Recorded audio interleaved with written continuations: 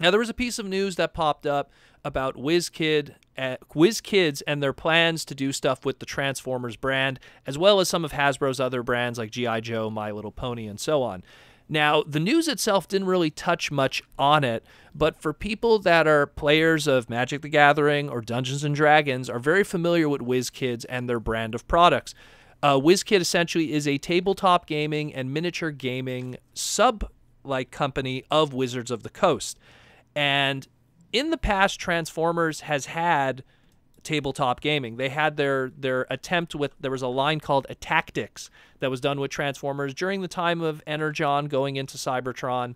And they tried to do a tabletop gaming thing during the peak of, remember, HeroClix and all that stuff. Oh, yeah. When all that, I remember them. That was all really popular and doing very well. So Hasbro tried to get in on that with their own in-brand kind of thing, which was, at the time, Attacktix. Didn't work out for them. Attacktix was short-lived, had one run, and then it died. And now Hasbro is with Wizard of the Coast. They're together, and WizKids has done a whole bunch of branded stuff in the past. They've done Marvel, they've done Street Fighter, they've done Magic the Gathering, they've done a whole bunch of kind of also the tabletop gaming kind of stuff. So it's the first time really, though, that they're going to be going into Hasbro's brands of stuff. So now it looks like, I mean, this is what I'm pulling from this, from my familiarity with this company. It looks like they're going to be doing Transformer-related ones. And, I mean, I could see it working because it's a collectible thing. I guess they're seeing that there is success with the card game to a degree, so they can move to the next step, which is, okay, tabletop card game for Transformers, TCG is doing well. Now we could kind of like bridge into the other stuff, because it's the same thing with WizKids. A lot of their stuff that they do is stuff that already exists in a tabletop card gaming form. Like, they do stuff of the Magic characters.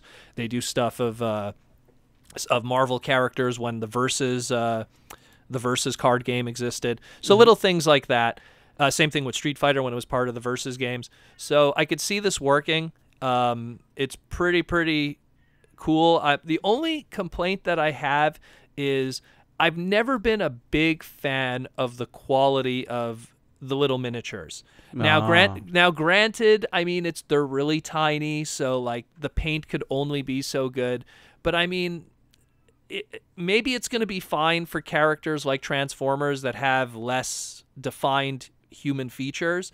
But I know that a lot of their other, let's just say quality of the paint is, it's hit or miss. Right. So I really hope that because it's Transformers and they're a lot more blocky and simplistic in design, and even some of the G1 characters, because of the simple like 7 paint colors that are only needed for some of those characters and flat surfaces, maybe they'll come out good.